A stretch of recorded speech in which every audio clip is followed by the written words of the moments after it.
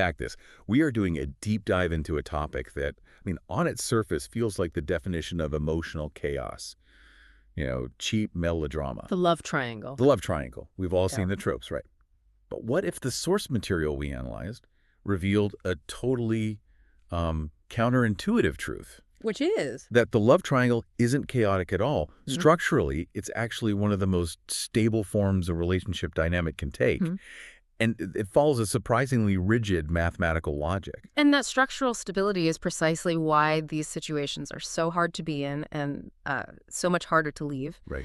We tend to focus on the emotional explosion, but if you look at the geometry of it, you realize each of the three sides has become an absolutely essential support beam. So if you remove one, The entire structure is threatened. It could all come crashing down. I love this mathematical analogy. Let's start there because it's such a clean way to see it. Yeah. How do we apply the geometry of a triangle to, these complex human dynamics? Okay, so think of it this way. A harmonious relationship between two people where needs are fully met, where intimacy flows freely. Please like, subscribe, and leave a comment. You are doing important work. It's like 180 degrees. A straight line, complete, balanced. Exactly. But when the needs of the two partners are no longer being met, when the relationship is incomplete, it falls short of that 180-degree mark. There's a deficiency. And the system, I guess, naturally seeks to correct that deficiency. It does, exactly. The human relationship system abhors a vacuum. When that partnership is less than 180 degrees, a third person is introduced to compensate for the missing balance. To make up the difference. To make up the difference. That third person seemingly restores or sometimes even exceeds the 180 degrees required for stability. So the structure, when you look at it from the outside, it looks whole, it looks functional and sound. And that's a critical insight right from the jump. The third person isn't the cause of the problem. No, not at all. The evidence of the solution the system came up with just to survive. It signals a breakdown. It does. It means that the full, complete, fulfilling relationship that should exist between two people alone, it's failed to materialize. So the third person is just compensating for a crucial internal lack of true intimacy. They're a sign that something is fundamentally broken between the original two. So the issue is the internal gap that invited them in. Okay. So our sources take this whole phenomenon and break it down into three distinct structural categories. Let's start with the one everyone pictures, the classic love triangle. The classic love triangle is defined by commitment. You have a committed couple. They could be married, living together. They have a shared life, and a third person who is physically present, a lover, a mistress. Right. And this person takes up significant time, attention, emotional energy. They occupy a huge space in the thoughts of at least one of the primary partner. Now, the intuitive assumption, from movies and novels, is that this third party is the destroyer. The homewrecker. Exactly. The thing that destabilizes the primary relationship and leads to collapse. But the sources suggest the opposite is often true, which is, honestly, it's pretty shocking. It is. It's that counterintuitive function of stability. This triangle is often not unstable. It actively reinforces the primary couple. The third person acts as a kind of psychological glue. Glue? Yeah. Filling specific cracks that, if they were left open, would have definitely caused the primary relationship to fracture and dissolve entirely. Okay, we need to get specific here. How does a lever act as glue? Give us an example of how this external person structurally supports the core couple. Think of it as a relief valve. The third person absorbs all this chronic resentment or unmet expectations or aggressive emotional needs that the primary partner refuses to address, or maybe just can't handle. So they're taking the pressure off. They're taking all the pressure. By absorbing these psychological toxins, the third person prevents them from ever reaching the spouse. This maintains the peace, the stability, and the long-term functional coexistence of the original relationship. That makes the third party seem almost therapeutic for the marriage in a deeply dishonest way. Let's look at the specific needs detailed in the research. It's almost a checklist of where the partnership failed. It is. We distilled this down to three primary areas where the partners stopped fulfilling each other's critical requirements. Okay, number one, emotional hunger. This is that fundamental need for affection, for validation, for love that is just not being received from the significant other. The spouse might be emotionally unavailable, cold, preoccupied. And the third party steps in and fills that gap. They satisfy that intense emotional craving, providing a deep, long-awaited sense of being seen and understood. Okay, second is sexual dissatisfaction. This one's more obvious. Right. The primary relationship might be physically functional, but it's dull, it's predictable, maybe infrequent. The third person provides the desire for more diverse, intense, or simply more frequent sexual experiences. So it lets the partner feel desirable again. Exactly. And that allows them to remain comfortably in the often asexual primary relationship. And finally, there's intellectual disconnection. This one I find fascinating because it often goes totally unrecognized. It really does. The couple's worldviews may have diverged, or maybe one partner just stopped listening, so one of them feels insignificant, unheard, professionally invalidated. And the third person offers that validation. They make them feel intelligent and interesting again. We saw that case study where the wife stopped discussing global affairs and the husband sought someone out purely for that intellectual sparring. A need the primary relationship failed to even see existed. So the common denominator in all these classic cases is a growing emotional distance.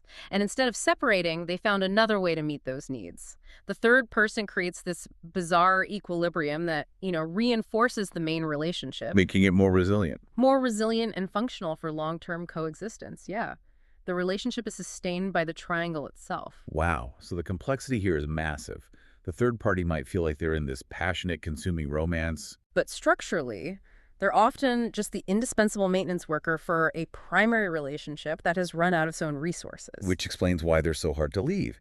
If you remove that third angle, all that pressure you talked about. It returns instantly to the original two people, threatening to cause the whole structure to just snap. That stabilizing function is deeply unsettling. But not all triangles are about coexistence. What happens when the goal is actually avoiding commitment? Which brings us to the second type, the mythical love triangle. The defining feature of the mythical love triangle is that there is no real committed couple at its core. It's three people caught in a really unstable, undefined configuration. So lots of talk, no action. Tons of talk, intense promises, discussions about a shared future, but those serious plans never materialize. So the lack of commitment is the key difference. In the classic triangle, two people chose each other and are actively maintaining that choice. Here, the triangle serves the opposite function. Exactly. It's designed to prevent a stable two-person couple from ever forming. It's a symptom of one or both partners' unwillingness or unreadiness to commit long-term. And the sources emphasize that the external figures, the so-called irresistible seducers, they're just convenient symptoms. They're an easy out, a convenient excuse. So if I'm tracking this, the person avoiding commitment points to the third party and says, see, I can't commit to you because of X. And you're saying X is just an excuse that's easily replaceable. Absolutely.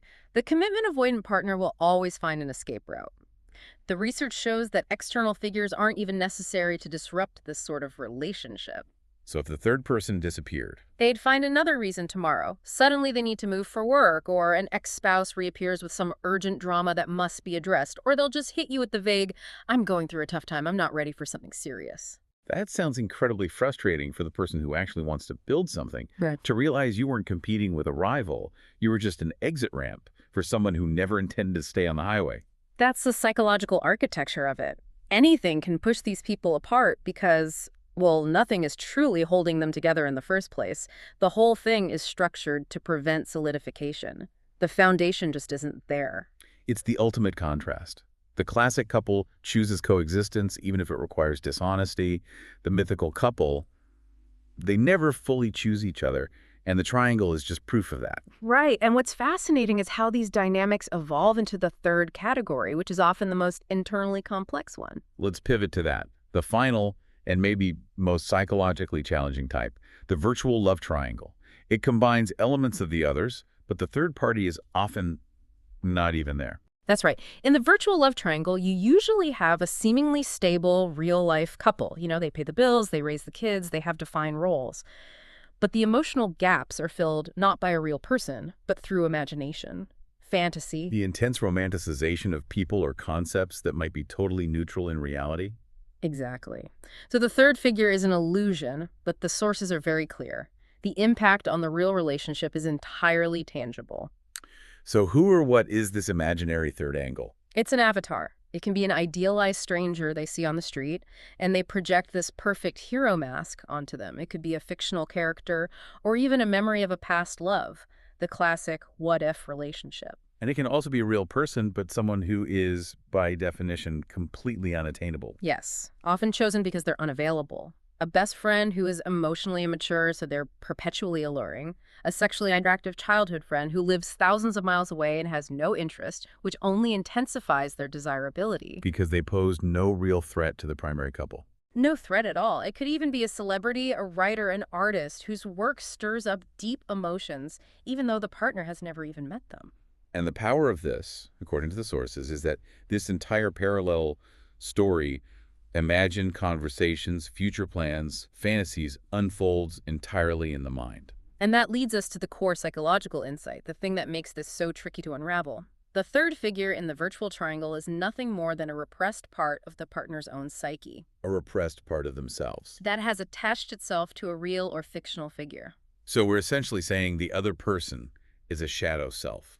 Not an actual threat, but a necessary container for unmet internal needs. Precisely. This imaginary romance serves a crucial purpose. It's a safe place to practice the boldness, the desire, the intellectual curiosity that the partner is too afraid or unwilling to express to their actual spouse. It provides self-affirmation. Self-affirmation validation. It keeps those scary, vulnerable feelings contained safely outside the real marriage. This means the issue isn't just an inability to communicate with their partner, but a much deeper inability to communicate with themselves. Yes.